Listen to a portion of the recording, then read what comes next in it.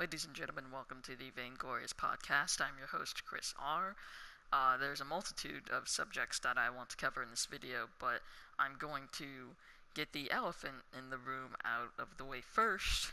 Kurt Angle revealed his secret that has it had me very excited, and I think it had a good amount of the wrestling world excited, or at least intrigued. But he revealed the secret that he's been keeping over the past couple of months, and it is that Jason Jordan is Kurt Angle's kid, which I didn't see coming because people have been speculating, and I've been watching people speculate. I've seen rumors and things like that, and the illegitimate child angle I've seen. People speculate that it could be Chad Gable, Bailey, I believe I've heard, and Corey Graves as well. But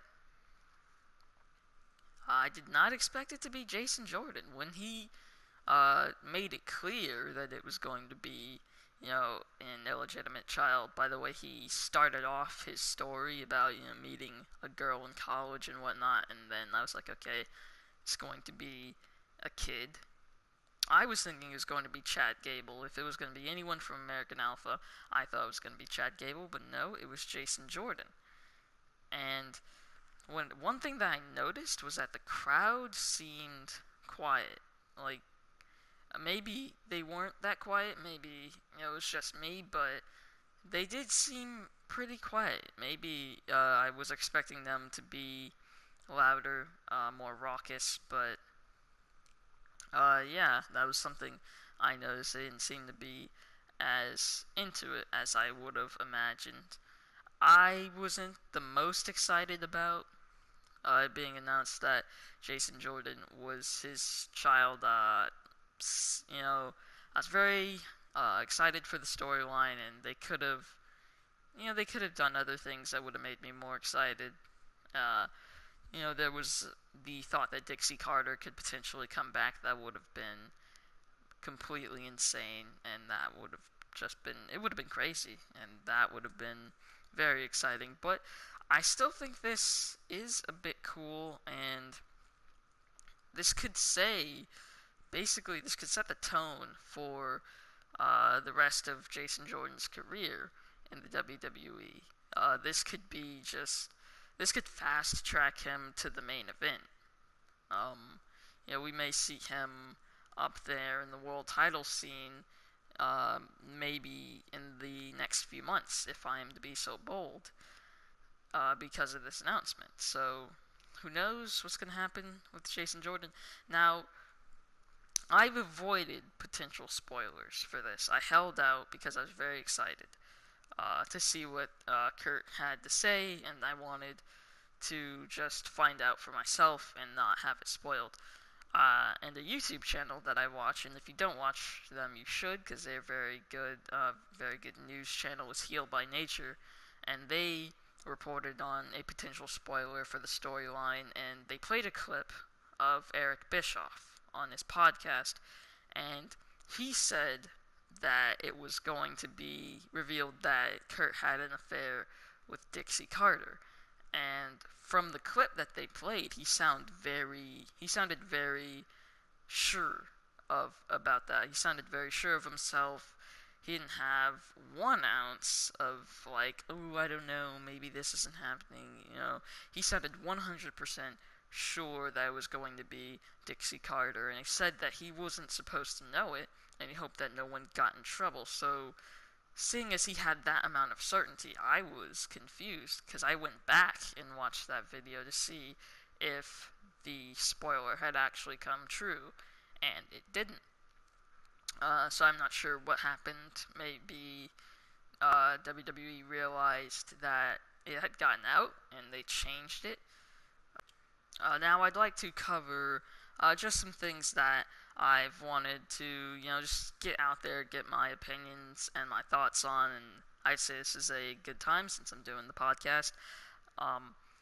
Basically, August is looking to be a very good month for professional wrestling this year. SummerSlam is coming up. We've got the finals for the Pro Wrestling World Cup held by WhatCulture Pro Wrestling.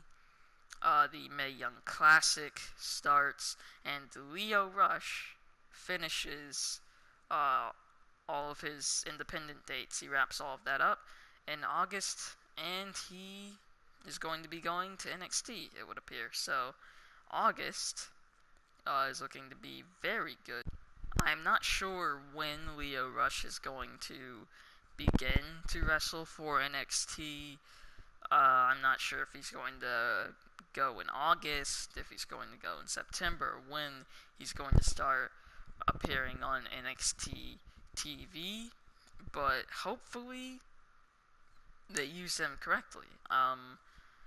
I'm excited, but also I'm also wary because they don't always do the best with good talent. Shinsuke Nakamura, for example, is my favorite wrestler in the WWE, but he's not being used.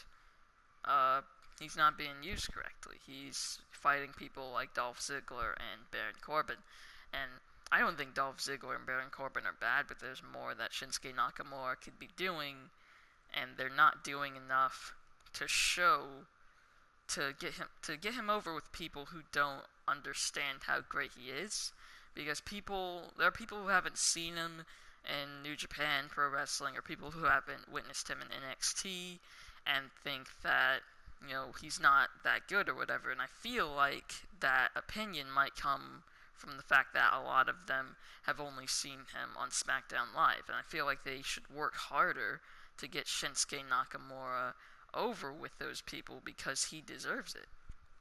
And they haven't been shown why Shinsuke Nakamura is as incredible as he is. It's not their fault. They do deserve to have that opinion because from what we see on SmackDown Live, you'd think that Shinsuke Nakamura wasn't that good. You'd think that, his entrance is pretty cool, but he's not really, anything special other than that. But for those of us who know how great Shinsuke Nakamura is, it is one of those things that does, it sucks to see that. Back to the Mae Young Classic, I am hyped for that.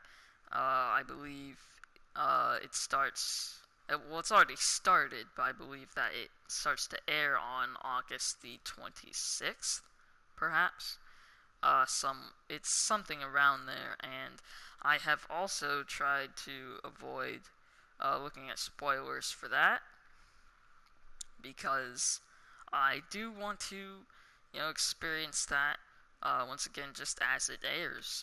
If it's going to be, like the Cruiserweight Classic, for example, how that was very awesome, I wouldn't want to spoil that because that was fantastic. The UK tournament as well was good, and I wouldn't want those kinds of things to be spoiled because it feels different, because when you have a tournament, it feels more like a sport, and the outcome of the matches just has a different feel, it has a different effect. However, I'm not familiar with the majority of people in the Mae Young Classic. I still think that the tournament could be very good. And as well, the Pro Wrestling World Cup, as I said, finishes this August.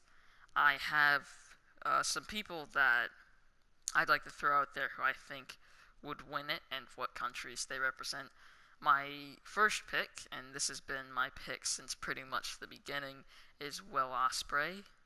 He's representing England, and I do feel like they would put him over.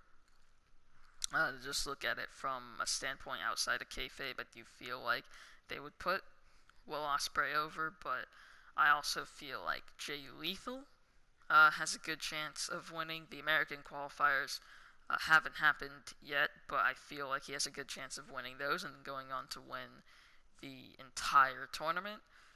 Speedball Mike Bailey, representing Canada, also I feel like has a good chance, and Kushida, representing Japan, also has a good chance of winning the Pro Wrestling World Cup.